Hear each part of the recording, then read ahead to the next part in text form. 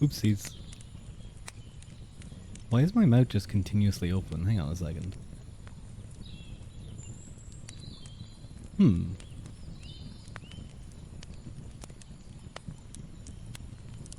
I will disappear for a moment, and then I will reappear. I'm just using my 2-a-day powers to go invisible because I need to check something. There we go. That should be back to normal now. Hello everyone, welcome in, welcome in. I hope you're all having a very lovely Tuesday. We're going to be doing something that we haven't done in a little while, I have to say. And going back to kind of how I started off the channel with a little bit of... I started off like it's some big thing. Going back to a little bit of reading streams. It's been a little bit since I've done this, but we're going to be doing... so this is sort of like an ASMR feel. Nice and cozy, nice and relaxed. But welcome in Last Lot. Hello, hello. Welcome in Cool Clever Stone. Welcome in, welcome in. And welcome in Madrani. Yo, I love the Ulster cycle. Which one are you reading? We're not necessarily reading anything from the cycles, although I'm sure that this book will cover various stories from the mythological cycle. What we are doing is we're going to be doing reading a book called The Mythological Cycle of Medieval Ireland, or of Medieval Irish Literature, by John Carey. And what this seeks to do, actually, you know, it would probably be a smart thing of me to turn on the light, because right now it very quickly got quite dark, and I could not actually read the text.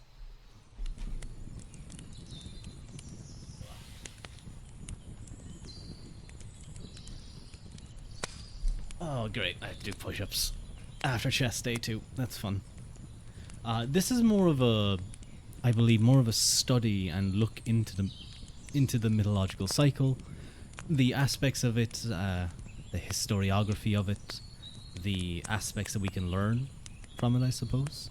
And I'm guessing it'll contain aspect or kind of musings on what we can learn about the Tuatha Dé, and perhaps an insight into, you know, what the writers, the Christian monks, thought about the cycles. So I'm sure that there'll be specific stories that are mentioned that are specifically investigated. This is quite a short book, though. It's only about 60 pages, to be honest. And the text isn't particularly small, so we'll probably get through it quite quickly. But I suppose what I'll do first is I will do a push-up routine. I was doing chest today already, so I'm already well sore.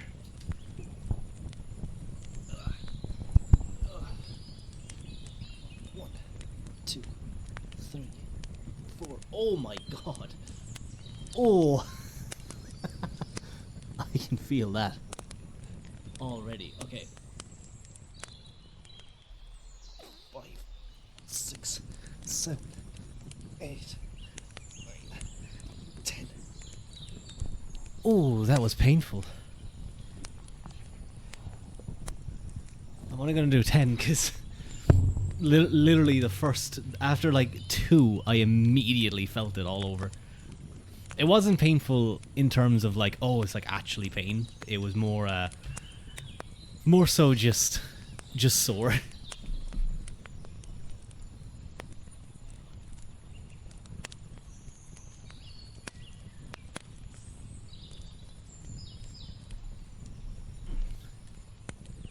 Okay, now, with that out of the way, no worries, it's fine, it's fine. Let me just throw this back on. I have a worrying feeling that when I'm moving the microphone around, you guys are just hearing, like, clanging and banging.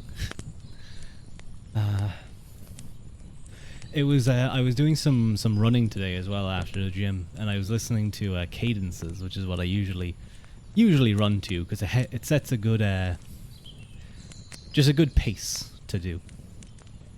And it can be quite funny. It can be quite funny when you're hearing these drill instructors and drill sergeants calling out cadences and songs. Because some of them will have like great voices. It's almost like they're actively singing, and usually they kind of are singing in the sense that they're calling a cadence. But you know, they don't have to be. You know, they're not some amazing singers. They have strong, powerful voices, of course. But every now and again, you'll come across one that's like up in the morning. Well, not in that tone. It's more like up in the morning in the middle of the night. Up in, and then you call back, but they're like proper singing as they're running. And it's like you did not want to be a drill sergeant. You wanted to be a pop star, didn't you? And then sometimes you'll hear some of them singing, and you can tell that their vocal cords are destroyed from their job. I was only wondering, you know, because I've seen the memes before about how soldiers after they serve their time. Excuse me a moment.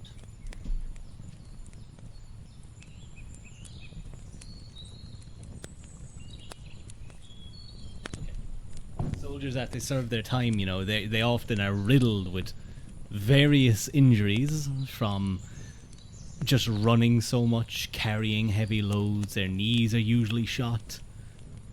Back issues, loads of stuff that's expected after, you know, living quite a tough life that a soldier would. And oftentimes they'll go to, you know, the government, they'll go to hospitals, and they'll go back to the army, and they'll try and be like, look, you know, I suffered all these injuries. I want to be covered for this. And often they're told no. Often they're told that their injuries, which are obviously workplace related, they are told that they are not workplace related. But I was wondering, you know, if you're a drill sergeant or a drill instructor, and you're, you know, every day, well, not every day, but, you know, most days, especially when you're working, you're screaming at the top of your lungs, you're shouting constantly. The only time you might not shout is when you're throwing grenades, and you're probably, like, knees are shaking, and you're looking at this young recruit who may kill both of you if he, like, drops the grenade. But, you know, most of the other times you're kind of shouting and you have a strong voice. You like to think that they drink a lot of honey. I'm sure they do. They probably have to do, like, a lot of things to try and take care of their voice. But even still, if you're shouting for hours at a day, doesn't matter how well you try and take care of your voice, that's going to affect it. And I wonder, you know, in time, because sometimes when you're hearing those cadence songs, they'll try and sing a line, and their voice will horribly break. And I wonder, you know, after they finish, you know, their term as a drill instructor, do they ever have to go? Like, do their voices ever get bad enough that they try and go back to the government? They try and go back to the army and claim medical coverage? And I wonder how it goes.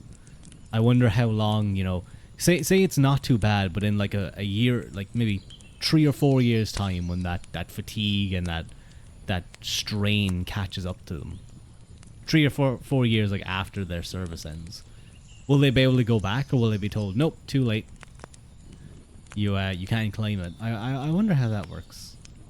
It was just something that I was musing about earlier today, because it's obviously workplace related, but would they try and get out of it, which I imagine they would, by covering themselves in that way. But yeah, I'm just drinking tons of honey. Every drill sergeant just has a pot of honey that they slurp out of throughout the day. You got a speech to record later. Ooh, that sounds fun. Is it a written speech? Like, did you write it? Or is it like a pre-written speech that you have a cough? Oh no, he has a cough. A little bit worse than a cough. Because instead of going, you go, it's distinctly different. Don't know about over there, but where I live, from what I know, the answer is usually they always try to get out of it first. Oh, yeah. That's pretty much every insurance company, every medical coverage from a job. They have lawyers sleuthing through their their contracts at all times to try and get out of paying, so that they can collect their premiums and not have to pay. I will say I am disgusted how when you hear stories about like America, where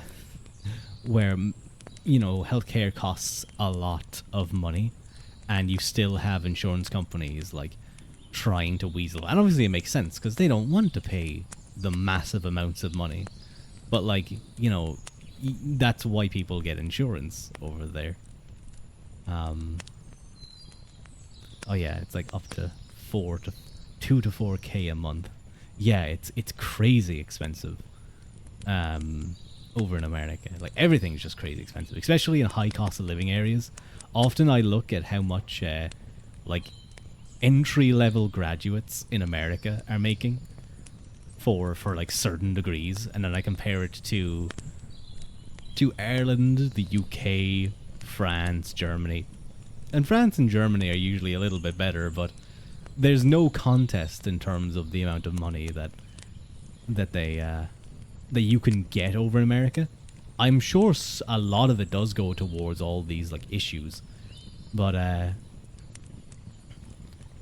if you could like get a handle on things, be pretty good at budgeting and maintaining, you could probably make a nice bit of money.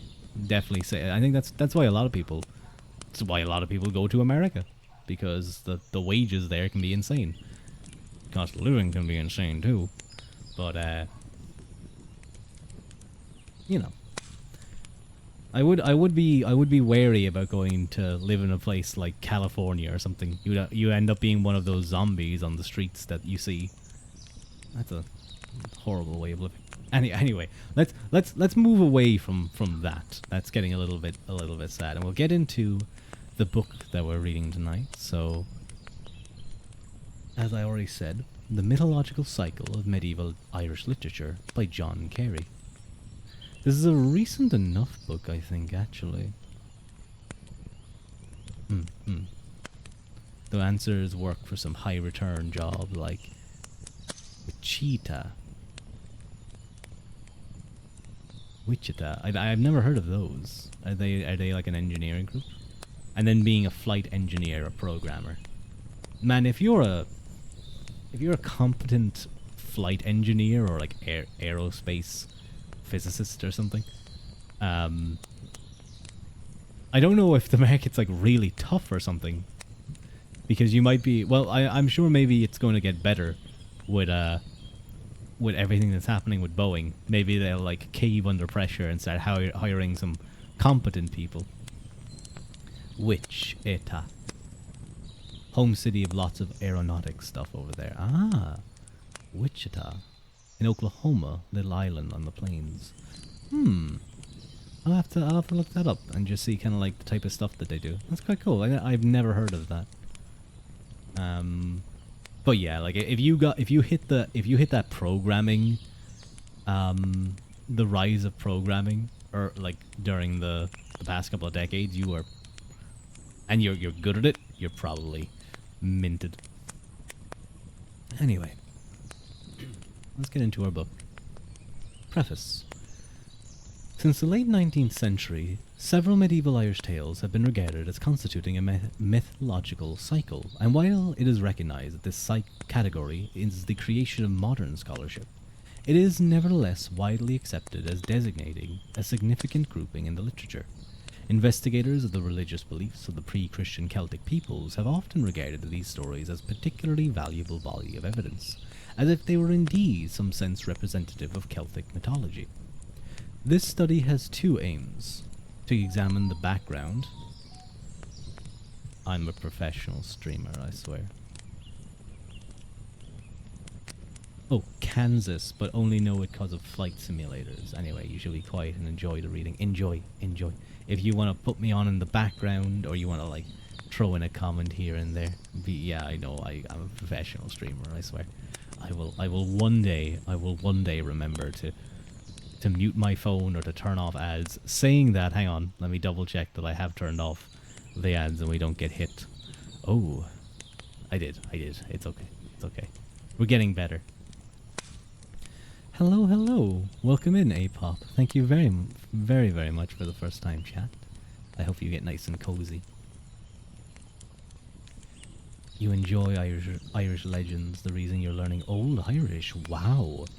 That's very impressive. Very, very impressive. I mean, I struggled through Irish. Normal Irish. I can't imagine what Old Irish must be like. So I was pleasantly surprised to find your stream. Oh, that's so nice, Madrami. Enjoy. Enjoy. And hopefully we'll all learn something quite interesting.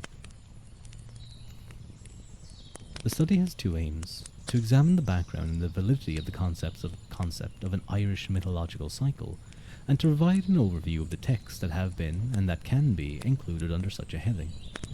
Even if the medieval Irish did not think in these terms, and would perhaps have been disconcerted or indignant had anyone told them that they were producing mythological narratives, they were certainly preoccupied with the enigmatic beings who are the protagonists of these tales. Considering the texts as a group can further our understanding of an important aspect of the mental world that lies behind the literature. It will be evident from this book's modest size, and again it's only about 60 pages, that there are many important topics closely related to the present inquiry, which have not been examined. Save tangentially, I have not offered any conjectures concerning the narratives that presumably form part of the religious culture of the pre-Christian forebears of the Irish medievals. The real Celtic mythology, which, however many traces and reflections it may have been left in the literatures of the Celtic peoples and their neighbours, is lost to us forever. In considering the medieval evidence, moreover, I have been concerned primarily with surveying the tales as tales, rather than with giving accounts of such elements within them as the other world, or the realm of the Sheed, or the betrayal of individual characters. I have, however, dedicated Chapter 2 to a discussion of the nature of the Tuatha Dé, the supernatural race of material usually defined with reference to these beings. It would be impossible to proceed without some sense of who they were thought to be. And the Tuatha Dé, the gods' people, later became known as the Tuatha Dé Danann, the people of Danann, or the god people of Danann, depending. That later name actually comes about because who were another people referred to as God's people, the Jewish tribes. So the Tuatha Dé, in an effort to ensure there isn't any confusion, later become known as the Tuatha Dé Danann. Now, evidence from what I've heard of this Danann is quite slim, and some think that it may just be, it may have just been a name that was created solely for that purpose, and may not actually reference anything specific in Irish literature. There's a great book called Ireland's Immortals that goes deep into the Tuatha Dé and follows their history right from the early pre-Christian Ireland all the way up to modern Ireland, and kind of how they are conceived differently in the minds of different groups, going from things such as being seen as half-fallen angels, those who didn't rebel against God in the rebellion of Lucifer, but also didn't side with God, and so kind of occupy this middle ground. There's areas where they view them as angels themselves, some view them as demons, and oftentimes it's kind of just seen as spirits, with no necessarily Christian perspective. Quite interesting. In examining a body of material usually defined with reference to these beings, it would be impossible to proceed without some sense of who they were thought to be. 1. The cycles of medieval Irish literature. How has it come about that those studying medieval Irish literature think in terms of a mythological cycle, a term that arguably has no close counterpart elsewhere in European literary studies? The phrase, now in general use, was first formulated late in the 19th century. Following his retirement at the age of 53, from the post of Director of the Archives at the Department of Aube, Henry d'Herbois de Jubanville was commissioned by Jules Ferry, the Minister of Public Education and Fine Arts, to undertake a mission littéraire to England and Ireland. The purpose of this expedition was to prepare a catalogue of Irish manuscripts and to study the Celtic antiquities of Ireland. He carried out his task in the summer of 1882, the same year in which he became the first occupant of the chair of Celtic language and literature at the Collège de France, and the catalogue was published in 1883. He had already launched the seminal Cours de littérature celtique, and his own initial contributions to this series reflect his aim to gain a comprehensive overview of medieval Irish literature, and especially of the Irish legendary narrative. In the first volume, Introduction à l'étude de la littéraire celtique, he offered the following characterization of the narrative corpus as a whole. The epic literature of Ireland is composed of a great number of fragments, of very unequal length, of which the earliest are generally written in prose, but with an admixture of verse, and of which, for the most part, belongs to three cycles. The first cycle, the mythological cycle, which has as its objects the origin of the gods and of men. The second is the heroic cycle of Crahur and Cuchulainn. The third cycle has as its principal subject the exploits of Finn and Oisin, chiefs of the national militia of Ireland, and a sort of fabulous history of Ireland when these two personages appeared to have lived, that is, in the 2nd or 3rd century of our era. Of course, I myself am a part of the Fianna, or was a part of the Fianna. They're not really around much anymore.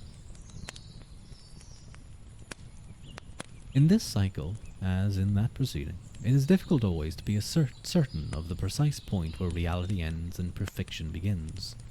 Besides these three great cycles, Irish epic literature includes certain fragments relating to subsequent events. These categories were rapidly adopted by other scholars. In his 1913 biography of the Irish philology and of printed Irish literature, R.I. best noted that the traditional Irish classification of these tales is by titles, into battles, courtships, destructions, tragic deaths, etc. But he preferred to this disconnected arrangement a system under the headings Mythological and the Tuatha Dé Danann cycle, Crahur Cuchulainn cycle, Finn and Oceanic cycle, and other cycles. A further development to the system appears to have been introduced by Miles Dillon. Writing in 1946, he observed of the tales relating to kings that these historical tales, and historical is in quotation marks here, may be grouped into cycles around the names of the kings who appear in them, but also spoke of the 4 cycles of Irish saga, as if all such tales of kings could be grouped into a single cycle. Ruadh de Jubainville, those certain fragments relating to subsequent events, now comprise another primary category. You do wonder why so many Irish commentaries, source translations, language books and histories are from that period of 1890 to, 1920. Was it just in vogue? I see a lot of them. I remember reading about this. So there's certain aspects of this, particularly around the 1890s, 1920s, and maybe 30s as well. You have essentially the Irish freedom movement, and alongside that comes a delve into Irish literature, and of course there's so for example you just say yourself, Britain has similar thing for Brythonic stuff. I think just around that period it does seem to have just been interesting, but I think for Ireland in particular, I wouldn't be surprised if a big part to play was the Celtic revival, essentially, of Ireland. A deep dive into the unique history of Ireland that many of the nationalists would have focused heavily on. Now, admittedly, I do need to do a lot more reading on that, but you have people such as Yeats, who writes extensively poems about the Tuatha Dé. You have various artists around that period and further on in the later decades that that do large series of arts and other such things, plays as well. So it definitely seemed to be within the cultural milieu, just around that time, and then also specifically for Ireland, there is a, a very important aspect of that. So I think a big part of that probably plays into that. I feel like I remember a discussion in that book I mentioned, Ireland's Immortals, that deals specifically with that. So what I might try and do later after stream, if I'm not really tired, is I might go and just take a quick skim through that book, and it's a very big book, very big. Well, not very big actually. It's a solid book. Let's say, you wouldn't want to get a slap of it. And that makes sense. you got Autobotted. I guess the intellectual climax is also when the Easter Rising and the Independence Civil War culminates too. That was just Autobot. It didn't like your use of the word climax, even though you didn't use it in a naughty phrase. It just randomly kind of gets angry. It gets angry at people. Sometimes correctly, sometimes incorrectly. Most of the time I allow it though, because I don't mind. It's not, I don't really set the words, it kind of just auto does it. And I like being able to just like control stuff. Auto mod, sorry. we shall see if auto mod is takes you'll be a good camp follower, you promise. And do like puppy eyes up to him. You'll do like wait, where's the it's okay, my Drammy. Auto mod can be a bit of a bully. Pat pat pat. Let's get back into it. 2 decades later, in the chapter of Irish literature that he contributed to the Celtic realms, Dylan referred explicitly to the cycle of the kings. There's loads of notes at the bottom of the page, which is kind of handy, I will say, but I'm kind of just trying to keep an eye out to see if there's anything specifically noted, but nothing so far. But it does say that Marini Volochan acknowledged of the varying attitudes of classification of the king tales when she observed that this cycle is really a composite one. The convenient fourfold grouping thus arrived at has been widely employed in subsequent scholarship, but there have been occasional moves to expand it further. Thus, Gerard Murphy advocated 5 categories. Quote, modern scholars prefer to classify the stories partly according to their subject matter, and partly according to their spirit into mythological tales, heroic tales, king tales, Finn tales, and romantic tales. End quote. Thinking more broadly still, Thomas O'Casig has proposed that we can, quote, probably speak of the cycles of the saints, and when the material and the poets have been studied, it may be that cycles of the poets will be identified, unquote. Hang on a moment. There we go. I always get worried when I have to go ban something, because if someone comments and it moves the chat up, I could accidentally click them, and I don't know how to unban someone yet, because I haven't had to. I should probably look that up just in case it happens. That would be such a disaster. Well, we have to keep away those stinky bots. While it is recognized that these cycles are an academic construct, their neatness and usefulness can be seductive. Thus, the brothers Alwyn and Brinley Rees suggested that the cycles can be correlated with the provinces of Ireland, and went on to assert that, quote, the ancient storytellers were doubtless aware of these separate cycles, each of its distinct dramatis personae, even though, quote, there is no mention of them as such in the extant literature. For his part, Kuno Mayer suggested that tales of the mythological cycle in particular take the reader back to common Celtic times. Not only do we owe to Arbois de Jubainville the fourfold scheme of which the mythological cycle forms a part, but he was also the first to devote to that cycle an extended study. This was his book, Le Cycle mythologique irlandais et la mythologie celtique, published in 1884.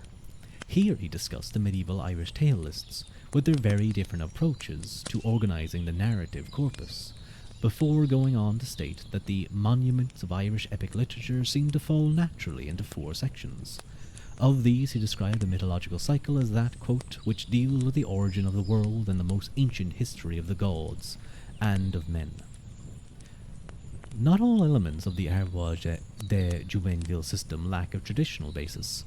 Story about Finn and his Fian are clearly a distinctive native category, designated by the term Fiangecht, modern Fianicht, from the beginning of the early modern period onwards. This may well also be the sense of the phrase Fiansru.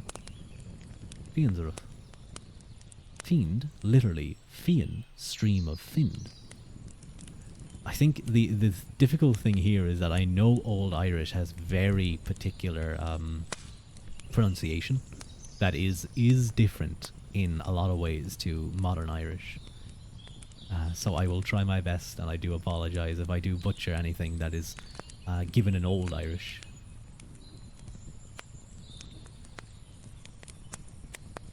It's weird and hard. It is. Especially if you've learned modern Irish, even if even if you're not great at it, I'm not that great at it. It can mess you up because you want to say it the way you would normally have pronounced things. That is already found in lists of entertainments in a poem composed in the 11th century. Similarly, the various tales around the adventures of Cuchulainn and his fellow Ulaid warriors share a cast of characters and are more set in a more or less cohesive narrative world. A term, Ruadh, derived from the name of the legendary Ulaid ancestor Rudrig mac Sigrid, appears to have been used as a collective term for such tales since at least the 16th century. Tales concerning individual kings, too, have an obvious shared reference. But where in old, middle, or modern Irish literature could one expect to find tales dealing with the, quote, origin of the world and the most ancient history of the gods and of men? A medieval European would turn to the Book of Genesis, not to epic literature, for an account of the origins of the world and of mankind. And although we will see below that a strong case can be made for calling the supernatural beings of Irish legend gods, it is by no means clear that we are entitled to view the narratives in which they are their figures as being myths in any significant sense. In his exploration of the mythological cycle, Arbois de Jubainville took as his principal source the account of Ireland's early settlements in the pseudo-historical treatise Lawer Gabála Éireann, or the Book of the Taking of Ireland, or the Book of Invasions. More specifically, the version of the text which is preserved in the Book of Leinster. He believed this to reflect the lost Tócumlada, or stories, of migrations, which are mentioned in the Middle Irish tale lists. In his own detailed analysis of these lists, however,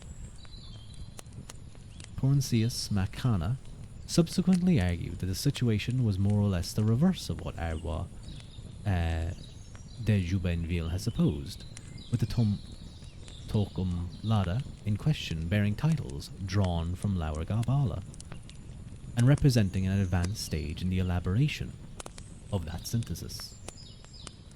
But there is a more fundamental difficulty with de Jubainville's approach. The Lawer Gabála Éireann and all of the other Irish pseudo-historical texts that have come down to us represent not native mythology as such, but rather a euhemeristic attempt to find a place for Ireland and for its people within the vision of the past that Christian scholars have elaborated on the basis of the Bible. In assigning the Lawer Gabála Éireann and a handful of related tales to his mythological cycle, Arbois was accordingly thinking not of the texts themselves, but of lost pagan traditions in which he believed to lie behind them. Oh, there's a note here. Euhemerism has been defined as a type of mythological interpretation which supposes certain gods to be originally heroes. Ah, I see. Makes sense. This places the first of his cycles on a plane entirely different from that of the other three. It is defined not in terms of what it is, but what it may once have been. to speak bluntly. It is not valid as a descriptive category. If we are to use the term mythological cycle at all, therefore, we must find a way of doing so with reference to the medieval literature in which the tales are found, not in terms of an antecedent oral tradition, whose contents must remain a matter of conjecture. In this section devoted to the mythological cycle in the first volume of Best's bibliography, considerable space is accorded to the medieval Dinsenkus collections, assemblages of legend accounting for the origin of place names. In the second volume, however, treatment of this material has been shifted to the category miscellaneous topographical. Best's early choice is understandable. There's an obvious sense in which these anecdotes can be seen as relating to the origin and the most ancient history of the world.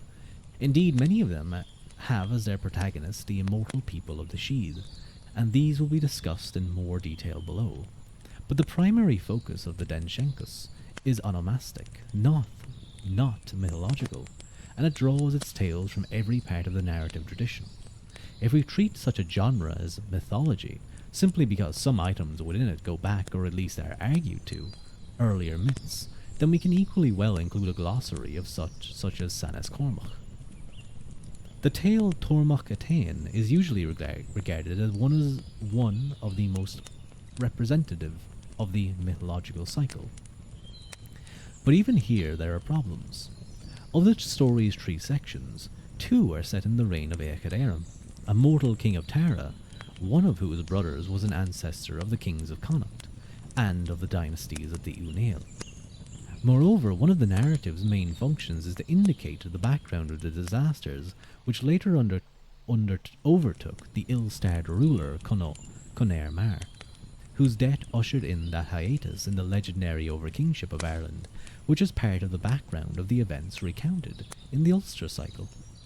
As a matter of fact, stories about Eachad Éireann and Atain are elsewhere described as Ramscéla, or Four Tales, for the account of Conair's downfall. Far from having primordial events in the realm of the gods as its focus, therefore, Tochmach Atain is concerned with providing a context for some of the principal exploits of the Irish heroic saga.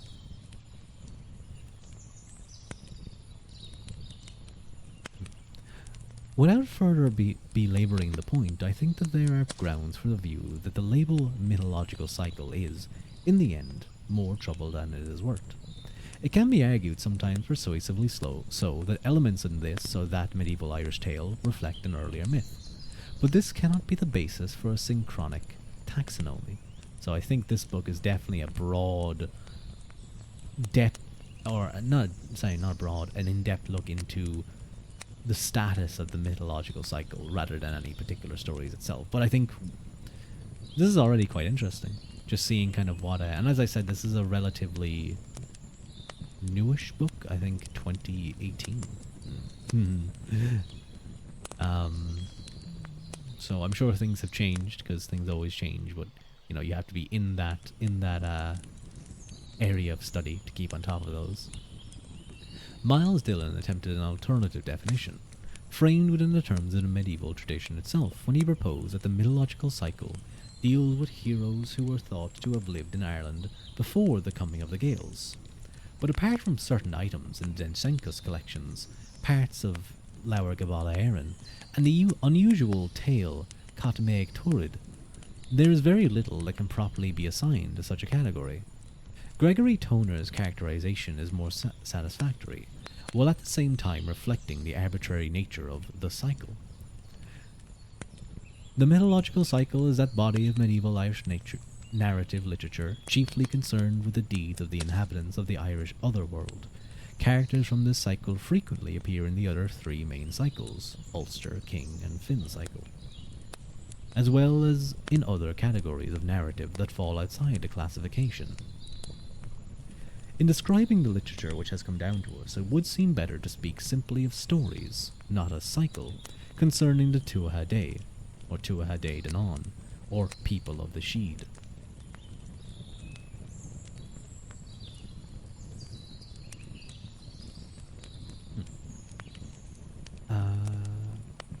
What tales we assign to this category will be, to a great extent, a matter of individual judgment.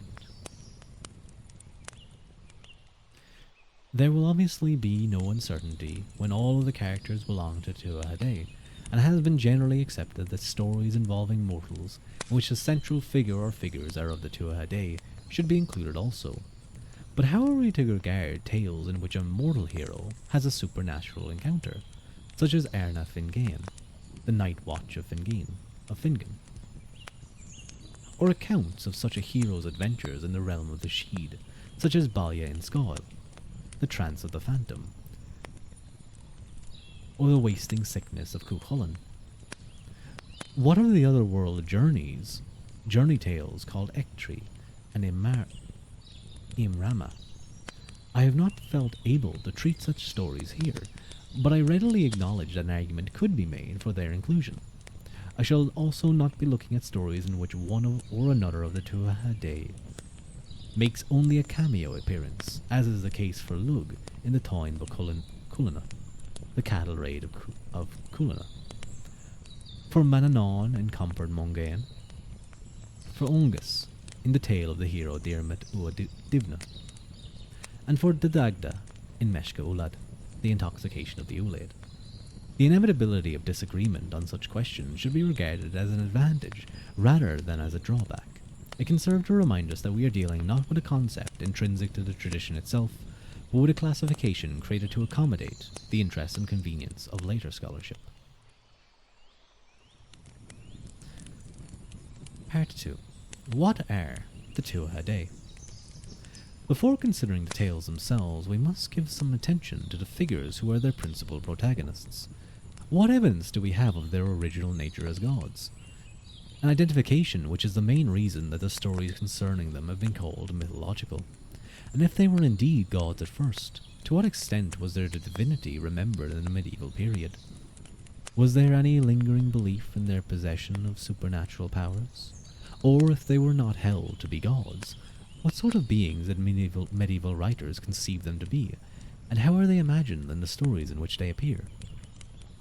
The Irish word Sheed designates a height of land, either a natural hill or mountain or an artificial mound, thought to be the dwelling place of natural beings, or to be a point of entry into a supernatural realm. An earliest surviving attestation may be in a famous passage in Tír Chán's Collectaine, an account of St. Patrick's mission to Ireland written late in the 7th century.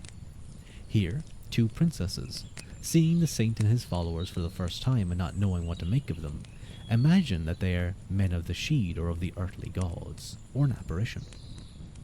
Oh, there's some Latin here. If my friend's son Albionus was here, he would probably cringe at what I'm about to do, because he actually studies Latin. And he's also another book reader. He reads a lot of philosophy. He only recently finished The Republic, which I think is really cool.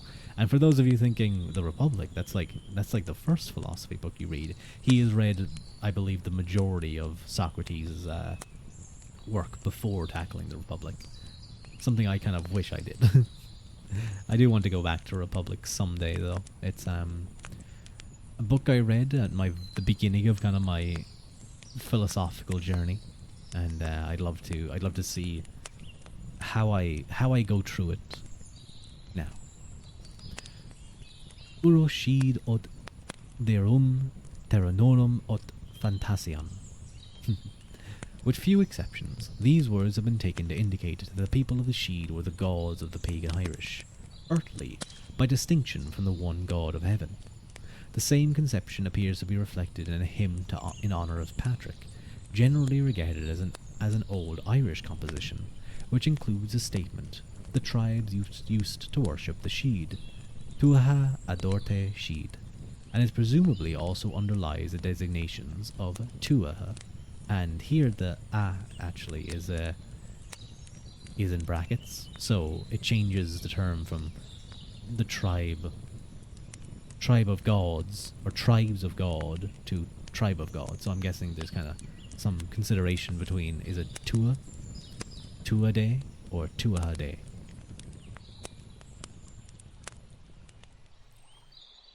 And the rarer Firdi men of gods, or Firde, and the name of the Sheed overlord called the Dagda, from Dag, good, and Dia, god. There's a note here. This etymology, which there's no reason not to regard as the correct one, is attested in the medieval Irish sources themselves.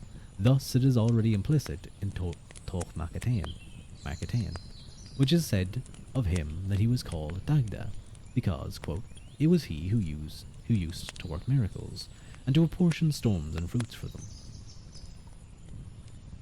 Mark Williams observes that the Dagda is here described in the most explicitly godlike terms found in any Irish saga. That of the Tuatha Dé of medieval legend are in fact derived from the divinities of pre-Christian Ireland, as confirmed by the presence among their number of figures corresponding to gods attested elsewhere in the Celtic world. The most straightforward instances are Lug, the continental Celtic Lugus, Ogma, or the continental Celtic Ogmius, and Nuadu, for example, the British Nodons. There's also a note here. Another instance appears to be Bridget, one of the Tuatha Dé who is called a goddess, Dia, in Sanis Cormach, and whose name is cognate with that of the British tutelary goddess, which was Romanized as Brigantia. But here the case is complicated by the ongoing scholarly disagreement regarding the possible presence of pagan elements in traditions concerning Saint Bridget of Kildare. Mention should also be made here of a group of supernatural beings called Fomori. These appear in the tale Cat Maig Tuired, as a race distinct from, and throughout most of the narrative opposed to, the Tuatha Dé, and in Laur Gabála Érenn they are portrayed as invaders, contending against the Tuatha Dé and also against the earlier settlement of Ireland by Pantalone and Nemid. This polarized depiction, in two such prominent texts, has led to a perception of the two groups as being antithetical in essence. Thus Arbois de Jubenville compared their antagonism to that of the gods and titans in Greek mythology, and of divas and asuras in India, with George Dumesnil making a further comparison between the Aesir and the Vanir of Scandinavia. In other works with no obvious dependence on Cat Maig Tuired and Laur Gabála Érenn, however, the picture is not so clear-cut. The Fomori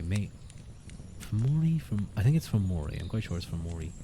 The Fomori may appear as ferocious, sometimes monstrous beings from beyond the sea, but without a stated relationship, positive or negative, with the Tuatha Dé. A particularly striking example along these lines occurs in the tale Tógéil Brúdna de Derga, the destruction of the Derga's hostel. On the other hand, even Cat Maig Tuired and Laur Gabála Érenn seem sometimes to suggest the absence of a clear distinction between the Fomori and the Tuatha Dé. In Cat Maig Tuired, the sons of Tethra, a term clearly intended to designate the Fomori, are spoken of as residing in the Sheed, and Laur Gabála Érenn speaks of at one point of demons and Fomori, that is, the Tuatha Dé Danann. Even in the later medieval ages, the Fenian tale, oh god, this is a big one, Tuirignocht Diarmada agus Grania, the pursuit of Diarmid and Grania, identifies an ogre of the Fomori as a warrior of the Tuatha Dé. Given this ambiguity, it would seem best to describe the Fomori simply as supernatural beings, who are almost invariably sinister, and whose identity overlaps in some sources, to a greater or lesser extent, with that of the Tuatha Dé. There's a long note here.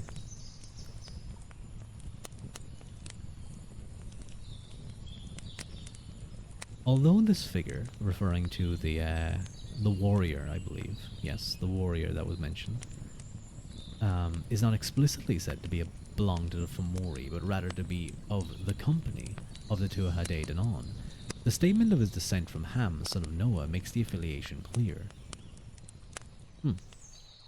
That's something I'm not too familiar with, so I can't comment on it. There are indications that the Tuatha Dé were not merely characters in narrative, but were at least to some extent also the objects of belief. When the knowledge of Goibnu and the remedy of Dain Kecht Cecht, left with his household, are invoked in the 9th century collection of charms. These allusions to the blacksmith and physician of the Tuatha Dé may refer to figures who, although they were thought to have left behind a legacy of supernatural power, had themselves been regulated to the past. But when another old Irish charm includes the utterance, "I invoke the 3 daughters of Fledaeus," these women of the Tuatha Dé are referred to in the present tense. In an 11th century text which speaks of the legendary Queen Mungfid as a female sheed water. Water? What? Where did I get water from? Sheed dweller. Excuse me, I'm gonna go get my water bottle. I can feel my throat kind of going a little bit.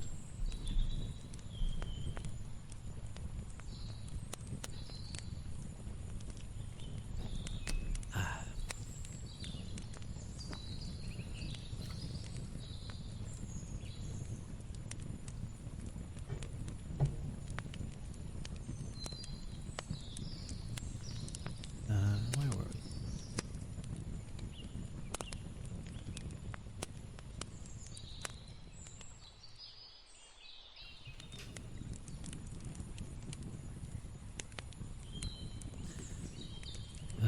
Excuse me.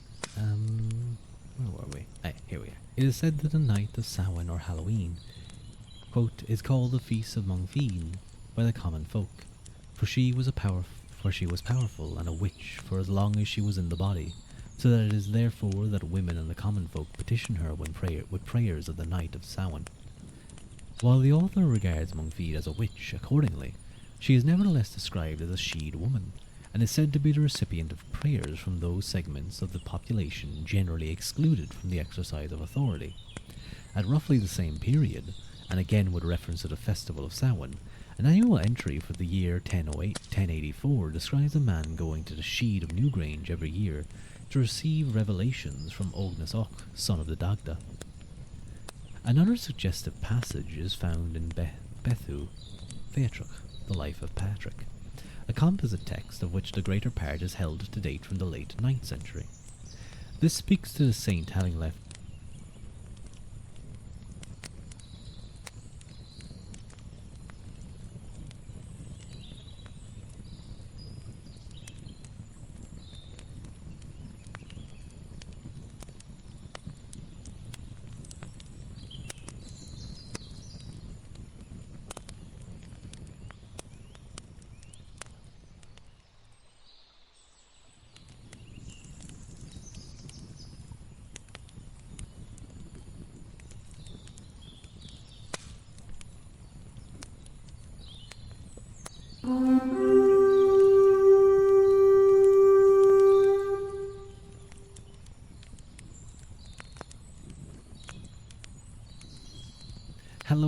Hello everyone. My microphone was muted. Yes, Apop, I completely forgot to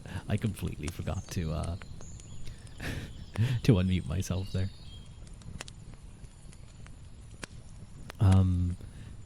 But we didn't miss much. We'll restart. But welcome in, Raiders. Hello, Magino. Welcome in. Let me give you a quick shout out at Magino. There we go. Welcome in, everyone. Welcome in. My name is not Tuatha. My name is Ruadh Uaquilta. Half Tuatha Dé, half human. We're currently doing a reading stream about the mythological cycle of Ireland. Quite an interesting book so far. It's gone over kind of why the mythological cycle isn't necessarily the best term, apparently, to modern scholarship. And now it's looking specifically at the Tuatha Dé. And it's kind of detailing various scenarios that shows that the Tuatha Dé, and possibly the Fomori, but mainly the Tuatha Dé, seem to definitely have been viewed as gods, as there's instances throughout the Irish literature detailing practices and prayers and charms from these various peoples, the Tuatha Dé. But welcome in, everyone, welcome in. We're going to continue with our reading. I hope your stream was fun, Magino. How is it going? You are playing some cool chess, Dark Souls. Lovely indie game. Chess or Dork Souls? Chess Dork Souls. I'm going to have to look that up later. I'm gonna have to look that up later. That sounds very silly. That sounds silly and fun. I want to see what that looks like. I wonder, are you like fighting the? I wonder, you like fighting all the chess pieces. To you on Zitter. Sounds good. Sounds good. Where were we? Oh yes. So, this speaks of St. Patrick having left guardians in various parts of Ireland, individuals who had continued living down to the time of writings. Although these guardians are here presented as Christians, who had been granted miraculous longevity or immortality, there are clear overlaps between A, this list, and B, a list of the survivors of the Tuatha Dé in the saga Mescu Ulad, and C, a list of supervisors of the Fomori in the Mirala collection Éarna Fingén. It appears likely, accordingly, that the life of St. Patrick is giving a Christianized and reinterpretation of an older belief in immortal beings connected with specific localities. On this hypothesis, it is noteworthy that the list includes some Domengart mac Éachach, of whom it is said that his church in Raith Morbulloch, on the sheed of Sliab Slanga, and a haunch of meat together with its trimmings and a pitcher of ale are set before him every Easter, and it is always given to those who celebrate the Mass on Easter Sunday, or Easter Monday. Despite the association with St. Patrick, the location... Oh, I forgot to say, by the way, Magino, based you Neil, you love me some folk on the Tuatha Dé and all. Well, I hope you can enjoy. If you do need to go and rest, or go get some food or whatever, or go get some water, do feel free to do so. Thank you for the raid again. Despite the association with St. Patrick, the location of a church and its integration in the Easter ritual, this offering of food and drink to a local immortal looks like a reflection of a cult, the antecedents of which are only partly Christian. You will have to go to sleep soon. You'll catch up in the VOD, hopefully. No worries, no worries. If I remember to publish it. To publish it after stream, but I usually do it usually the day after anyway, so it'll be fine. While these cults are few and scattered and in part ambiguous, it should be taken into account that they have been preserved in Christian literature, produced in an ecclesiastical milieu. If evidence of this kind can be found even here, then there is a strong likelihood that such beliefs were considerably better represented in the oral culture of the laity, the women and common folk who prayed among feed. The continuing significance of indigenous supernatural powers among the population at large is indeed evident in the extensive body of beliefs concerning the fairies, the beings variously known as gentry, the Namaha, the good people, Bunanoch, folk of the hills, and so on, who have been associated with wild places and abandoned habitations down into the 20th century.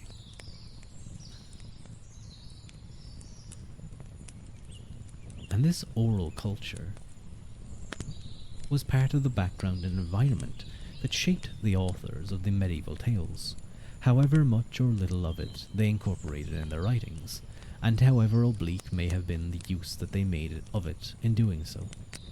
Despite these various considerations, I shall in what follows be speaking of Tuatha Dé, not of Gauls or fairies. While the people of the Sheed may have originated as the former, and may have ended up as the latter, the use of either of these terms would not do justice to the rich and persistent ambiguity which, as we shall see, characterizes their natures in the medieval sources. How do the Tuatha Dé figure in narrative?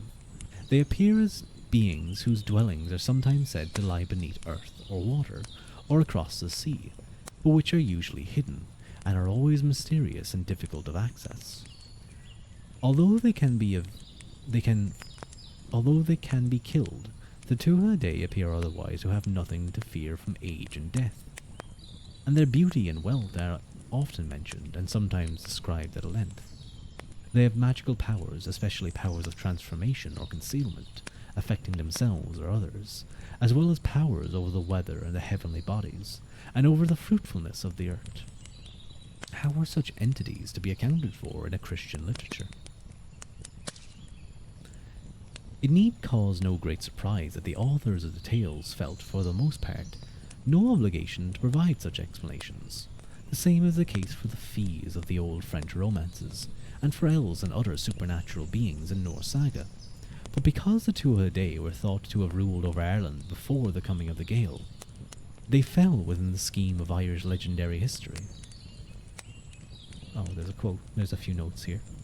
There were, however, occasional attempts to align the elves or the Alfar with less problematical entities. Thus, Alaric Hall notes that Snorri Sturluson describes light elves in terms that appear to be borrowed from an account of angels in the Elcodarium of Honoris, and he notes a passage of another work in which they are included among the races of mankind.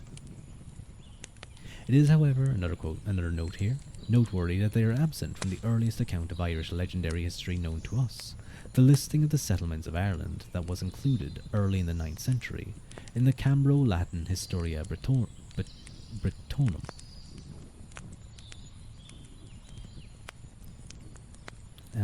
Where did we stop? Here we are. Because one of the main aims of that scheme was, as noted above, the accommodation of native traditions in the larger framework of Christian sacred history, attempts were made to account for them in historical writings.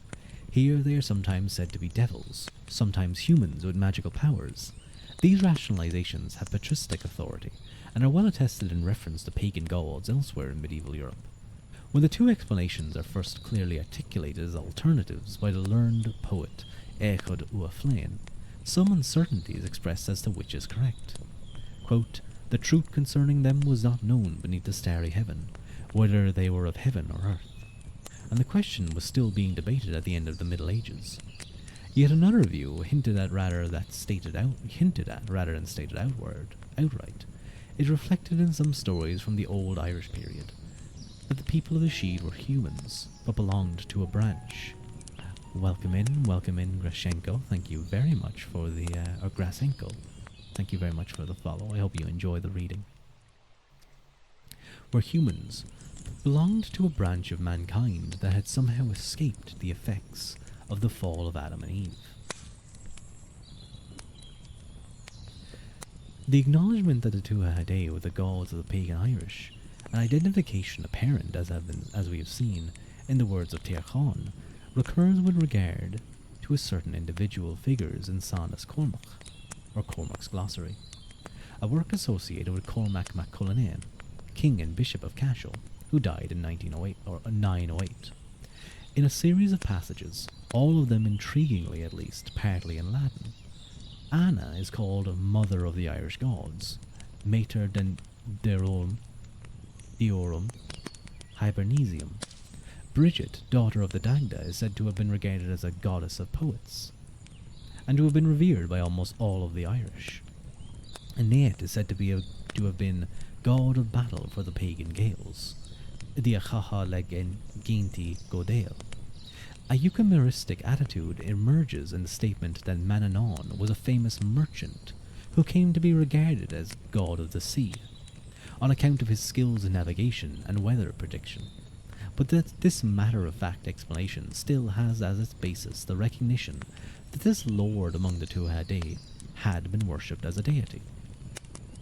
When suggestions as to who the Tuatha Dé may have been, or may be, are made in the tales, they are often veiled, as in the hints concerning an unfallen race mentioned above, or else they are external to the story itself. Examples of the latter approach are the colophon and the end of Sergli Concholan, which explains the whole of the foregoing account of the beauties of the realm of the Sheed, and of the power of the inhabitants, as a ruinous apparition, caused by demons, or the opening of the Extra Neri, which says of the Night of Samhain, whose magic enables the protagonist to travel between worlds, that, quote, demons used always to appear on that night. Nothing else in either tale suggests that the people of the Sheed are demons, any more than there is anything in the account of Cormac mac Art's visit to the Otherworld Hall of Manannán to support the text's concluding assertion that experiences of this kind were encounters with guardian angels. Such explanations in terms of the Christian supernatural may have saved the appearances, but I do not look at it as a carried imaginative conviction for either author or audience. Similar suggestive is the passage in the tale Balia in Skáld, in which his supernatural host identifies himself to Cormac's grandfather Concethrach. The phantom, Skáld, answered them then, and said, I am not a phantom nor a spectre, and I have come on account of my fame among you after death, and I am a race of Adam. I am of the race of Adam. My name is Lug, son of Etelu, son of Smirt, son of Tigernavas.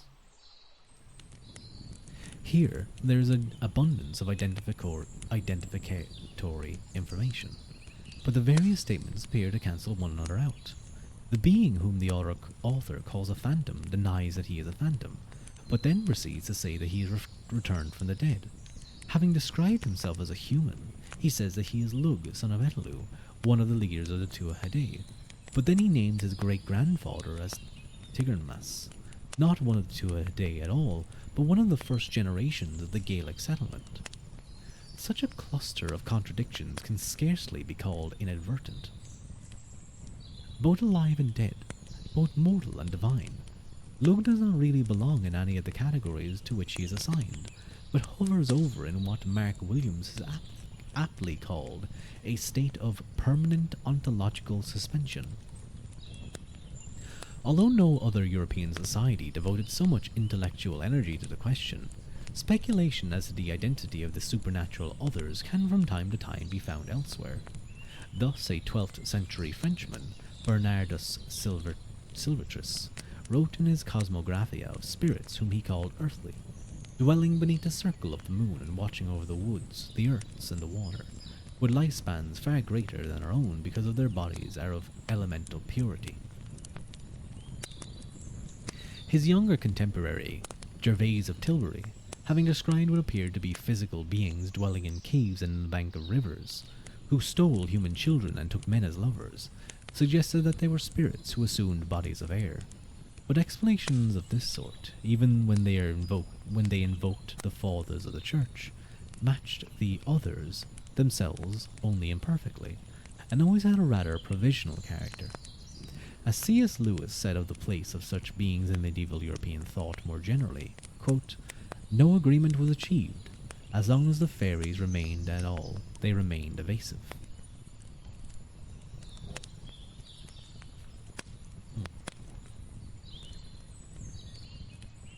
There's a note here. As one of the book's anonymous readers had pointed out to me, an interesting contrast is afforded by the treatment of the supernatural entities called jinn in Islam. Not only is their existence as a distinct class of being prominently affirmed, as when God states in the Quran that he has created jinn as well as humans in order that they should worship him, but it is even said that some of the jinn accepted the true religion and preached it to their followers. Now, we get on to part 4. Let me see how long this part is. Yeah, we can go a good bit. 3. Tales related to the Táin Bó Cúailnge. In the following chapters, an attempt will be made to survey the tales that can reasonably be held to belong to a mythological cycle. As we have already seen, the very concept of such a cycle is problematic, and further complications will come to light as we proceed. As a label, however, the term is useful at least insofar as it directs our attention to a remarkable collection of material, and prompts us to recognize how far we still have to go in our efforts to understand it. The first stories to be considered, all of them dating from the Old Irish period, have more in common than a concern of the Tuatha Dé and the Sheed. All of them have some connection, direct or indirect, with the background of the legendary conflict that forms the subject of the central narrative of the Ulster cycle, the great tale Táin Bó Cúailnge. The short tale, the Gabal Ind Shida, concerning the taking of the Sheed, was assigned by Tuair Nason to the 9th century at the latest. I can see no reason why it could not be as early as the 8th.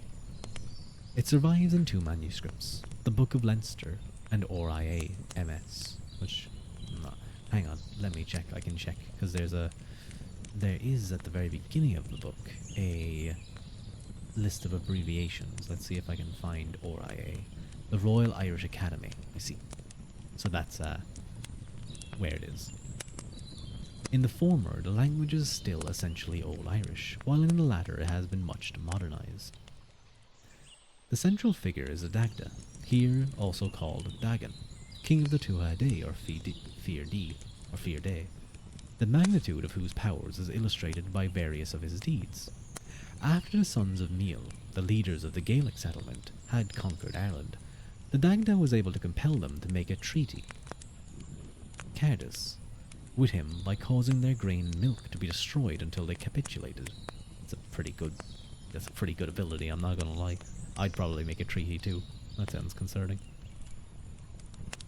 This is interesting as testimony to the persistence, even in literature produced by ecclesiastical authors, of the idea that human subsistence depended on a good relationship with the native supernatural.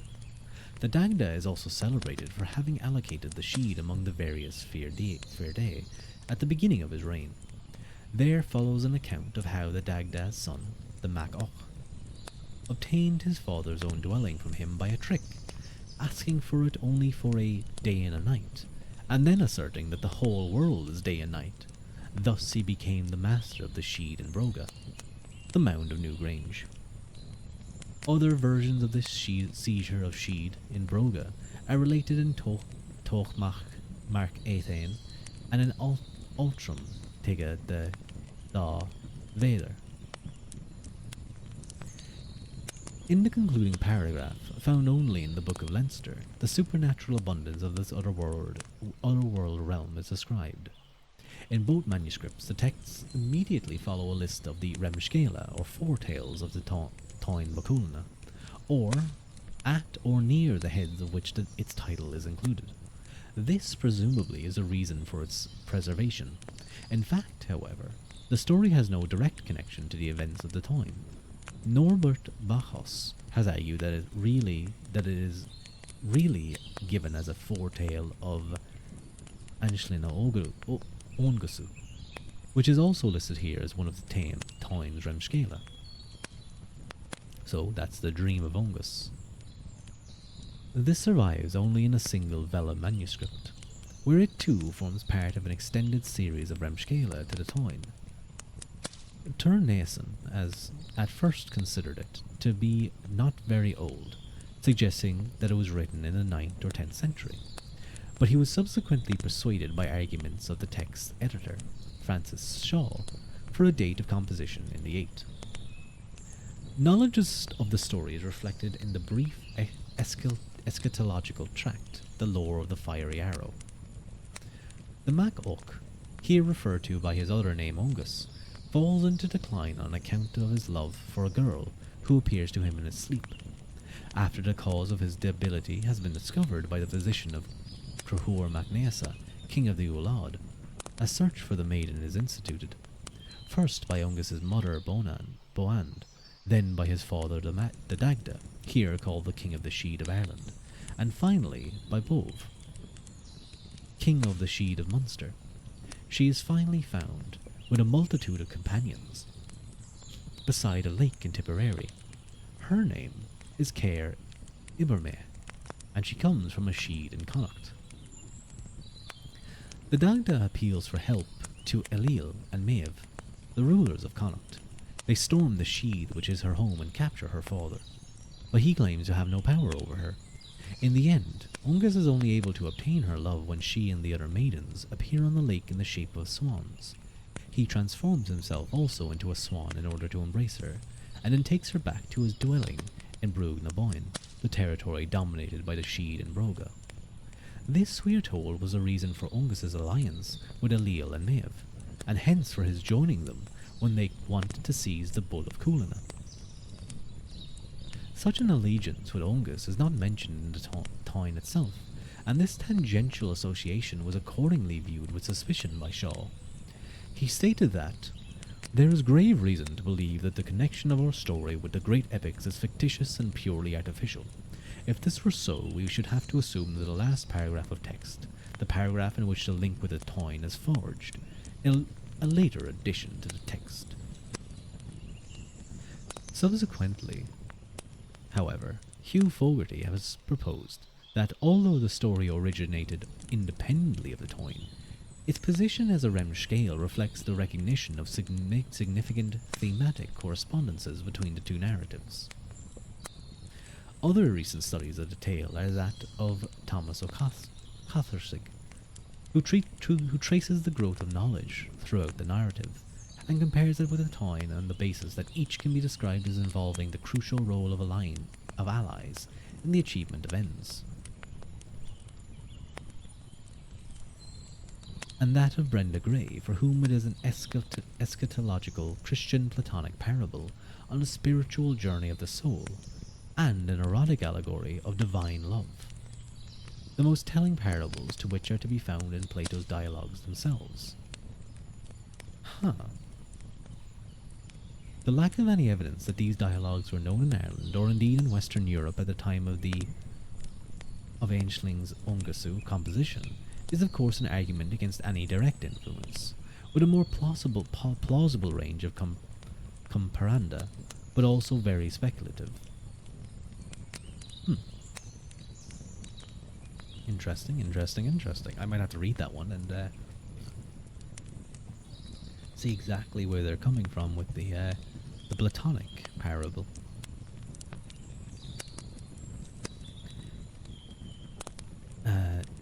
The Decrafor in the Mukida,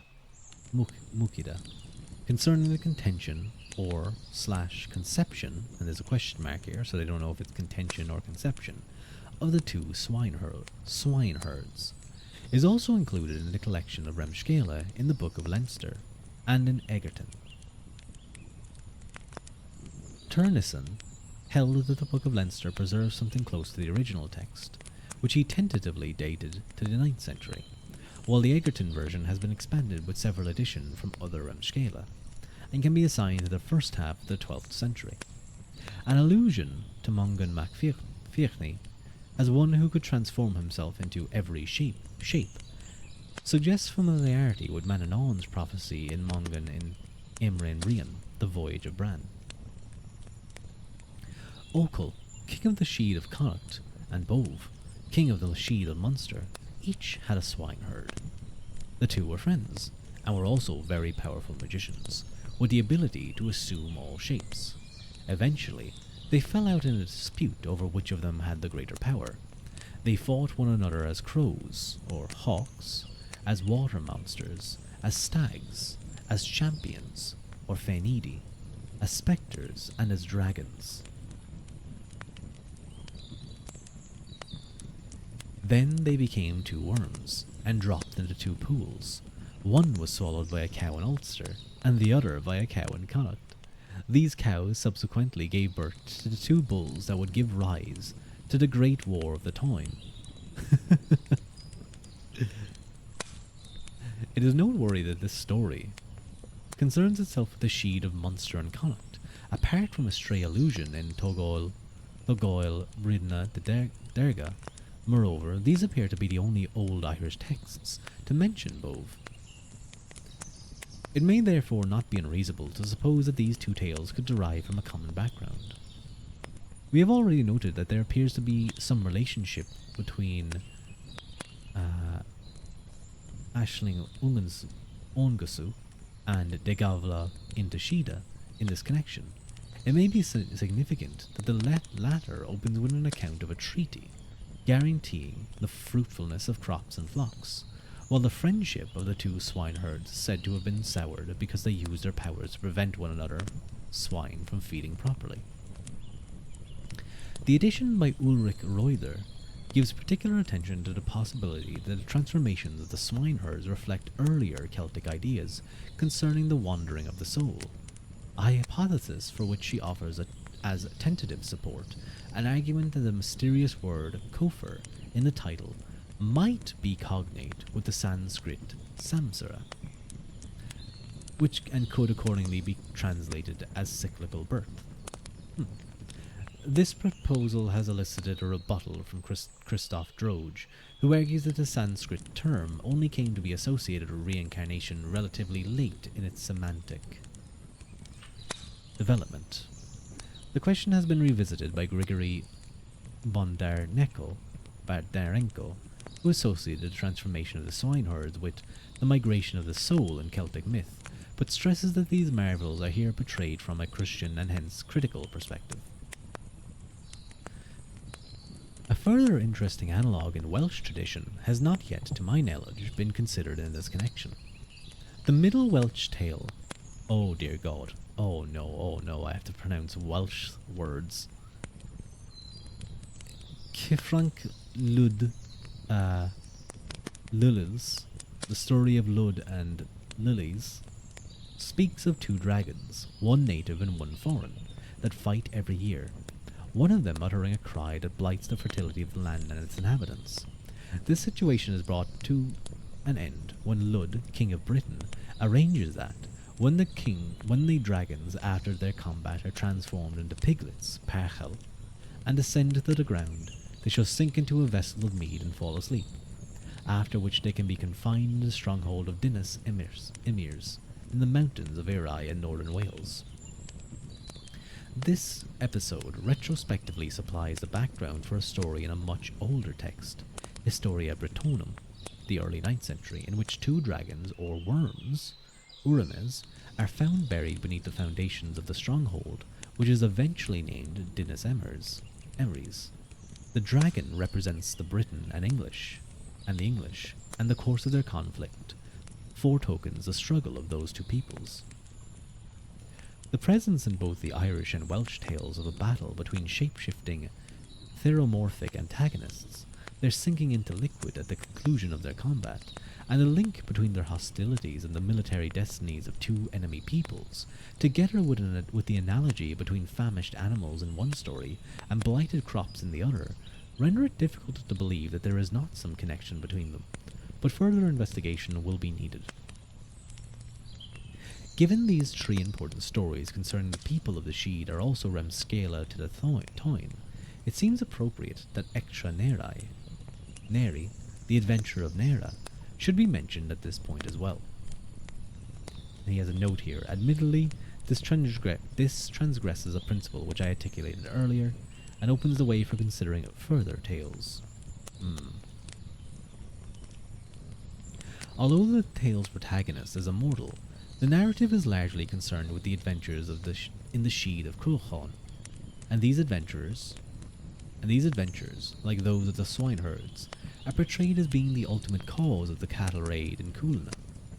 The text appears immediately preceding the Kofar in Da Mukhada as one of the Remscala in Egerton, and also with the title Toyn Beengen in a small gathering of Remscala which follows the copy of the Toyn in the Yellow Book of Lecan. There is also a fragment in the story in Liber Flavus Fergusorum.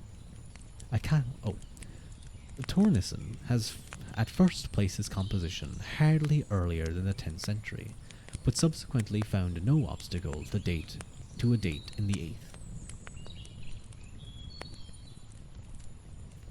No brief synopsis can do justice to the complexities of the story's plot. Nera, a man belonging to the household of Alil and Maeve, ventures abroad on the night of Samhain, and is obliged to become a servant of the ruler of the Sheed of Cruachan. He learns that the inhabitants of the Sheed are planning a raid.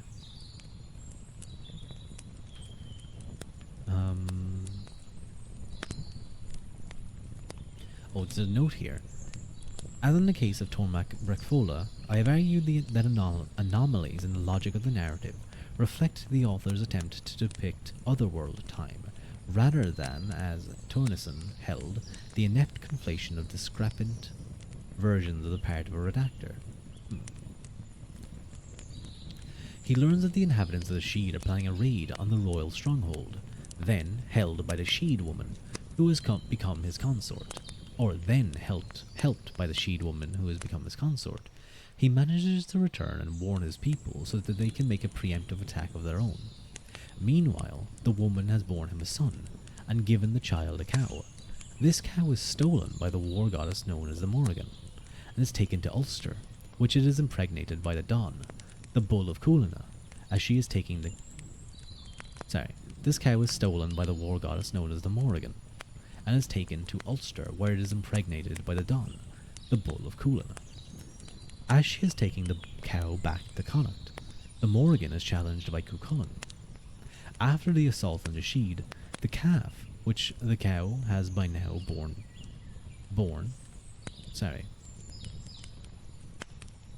After the assault on the Sheed, the calf which the cow has by now born fights against the Finn Benach, the great bull of Connacht, and Maeve swears that she will not rest until she has brought about a combat between the Finn Benach and the calf sire.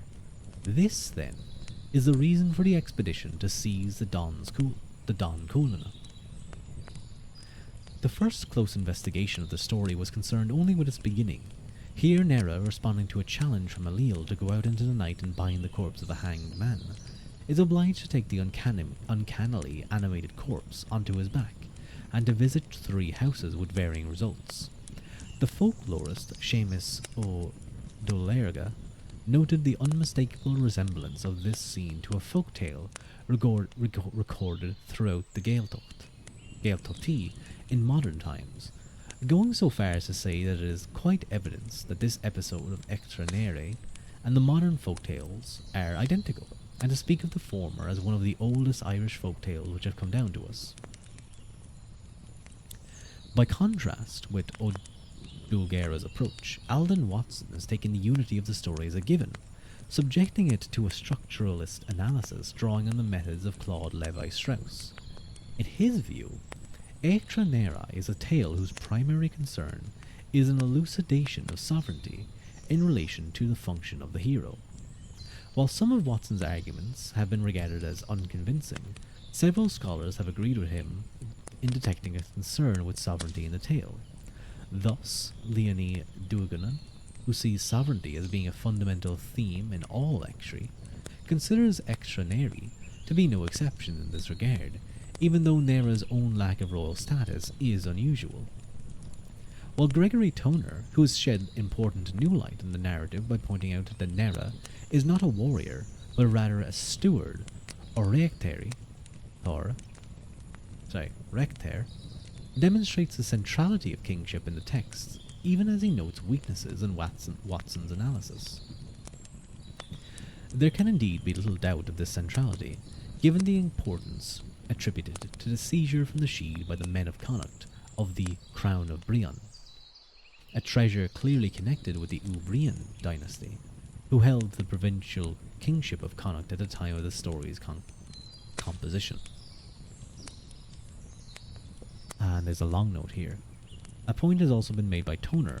I do not, however, agree with him that the crown was originally the property of the mortal kings of Connacht, and had been taken from them by the people of Shield, so that its seizure at the end of the tale was in fact its recovery.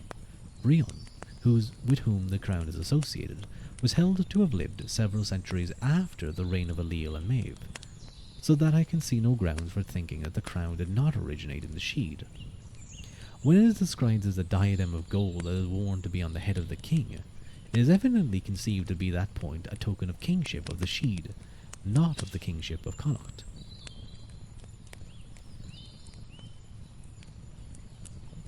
Although, as will be seen in the next chapter, further tales concerning the realm of the Sheed and its inhabitants were composed in the Old Irish period, it is striking that so many are to varying degrees associated with the antecedents of the War of Don Coolina. Something similar seems to be present in Tochmarc Ethain, where a struggle between a king of Ireland and one of the lords of the Sheed sows the seed of a catastrophic slaughter with repercussions for the sovereignty of all of Ireland. And in Cot Macarama, where the anger of the people of the Sheed is responsible for another disastrous battle with far-reaching consequences. The underlying idea may be that events of the greatest magnitude require a supernatural cause. Thus, in Greek mythology, the Trojan War was explained as being due to a quarrel between Goddess and Olympus, or indeed to the will of Zeus. Now, there is a... I might, because we literally just hit the halfway point, pretty much 29 pages. I might leave the reading there and pick it up and finish it off next stream. I think, or will I do one more chapter?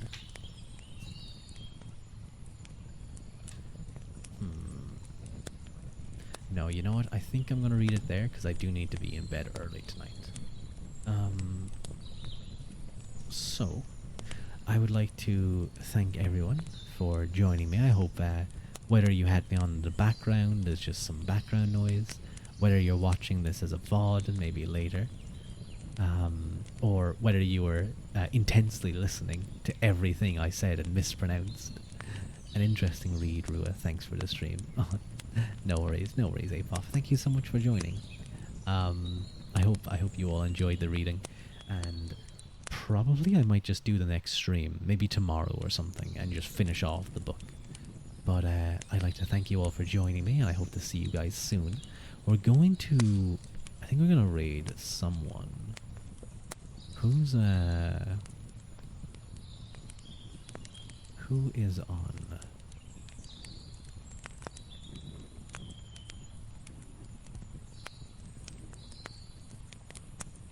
Oh, there's a... What's she doing? Oh, there's a really... Okay, so there's a really cute chibi that I'm looking at right now. Hua Shizue, I'm probably not pronouncing that correctly. Preparing for debut and doing art and cozy chill ASMR. That sounds nice. That sounds cozy. So we're gonna raid her. Be nice, say hello, be cool and all that type of stuff. I'm guessing it's sort of a re-debut of a new model or something, so that sounds exciting. But hello Alcanor, thank you for the stream. Take care, Ruadh. No worries. Thank you so much for joining. I'm glad to see you. Hi. But yeah, we'll go over, we'll say hi. Go Mila Mahagut and Slán go Foil. I will talk to you all later.